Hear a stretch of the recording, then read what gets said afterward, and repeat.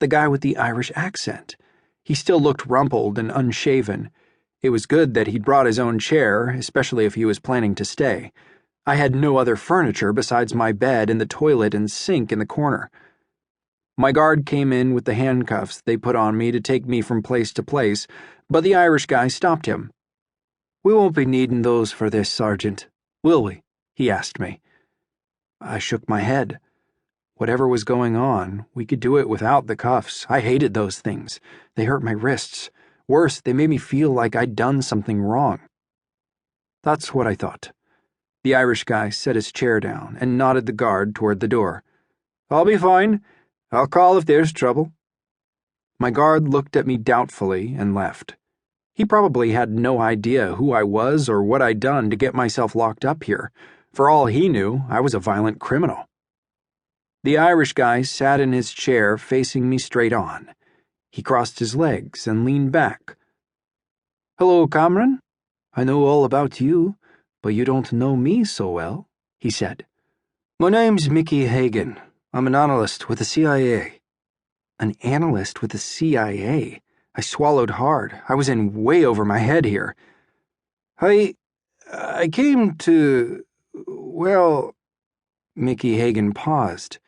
For the love of God, I don't know what I came here to do." I hadn't expected that. He was quiet for a long time, longer than was comfortable, but I didn't say anything. They'd made me talk all day in the interrogation room, and I wasn't in the mood to say anything more. I sat back on my bed and crossed my arms. "That's not entirely true," Hagan said at last. "I do know why I came here. I came to tell you a story." Great. A story from a CIA analyst who'd been sitting in on my interrogations for a week. He must have seen my lack of enthusiasm written all over my face. I know, he said. Just hear me out. It has a lot to do with you. All to do with you. I wasn't born here," he went on. "I'm an American citizen now, like your mother, but I was born in Northern Ireland, so long ago now I don't care to mention. Do you know anything about Northern Ireland?" I shook my head. "It's just as well, I suppose. If you'd grown up when I did, you'd have heard all about it on the news. It's the wee top part of Ireland.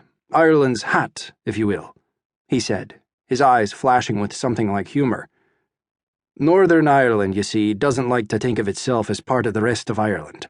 They're Protestants there, mostly, Church of England types, and they'd rather Mother England still ruled the whole island." I didn't see how any of this had anything to do with me. Hagan waved a hand like he understood he needed to get on with it. "There's still plenty of Catholics there, though, the rest of Ireland being full up with them and all. They sort of spill over, you see? That was me when I was a lad, a Catholic Irishman in a country that didn't want one. My older brother, Connor, he was always getting into trouble with the law when we were boys, but that was the way of things. If you were Catholic in Northern Ireland, you had the deck stacked against you, you see. They sent us to separate schools. We had to eat in separate cafes. If you were Catholic, no Protestant would hire you for any job of work, and the Protestants in Northern Ireland, they own all the companies.